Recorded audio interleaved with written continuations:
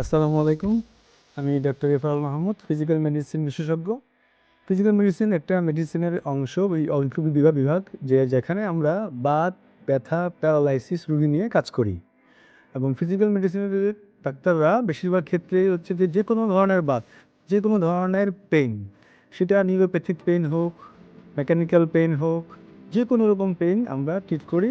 এবং প্যারালাইসিস, যে কোনো ধরনের প্যারালাইসিস, শুধু যেগুলো অ্যাক্সিডেন্ট ছাড়া, কোনো অ্যাক্সিডেন্ট ছাড়া যে প্যারালাইসিসগুলো হয়, যেমন স্ট্রোক, জিবিএস, পক্ষাঘাতগ্রস্ত, অন্যান্য যেমন ট্রান্সভার্স মাইলাইটিস, এই ধরনের রোগীগুলো আমরা দেখে থাকি। এবং ক্রনিক ইলনেস যেগুলো বোঝায়, যেমন ধরেন অনেক দিন যাবৎ কারো আম, যে ঘা শুকাচ্ছে না, সেটা ক্রনিক আলসার, সেটাও আমরা দেখি।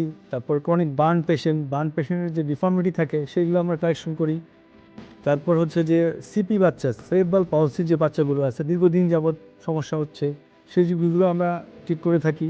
এবং সব নিউরো মেডিসিনের যে ব্যাপারগুলো আছে, যেমন স্ট্রোক, তারপর জিবিএস, এগুলোর যে দীর্ঘমেয়াদী কষ্টটা দূর করতে ফিজিক্যাল মেডিসিন অনন্য ভূমিকা পালন করে থাকে।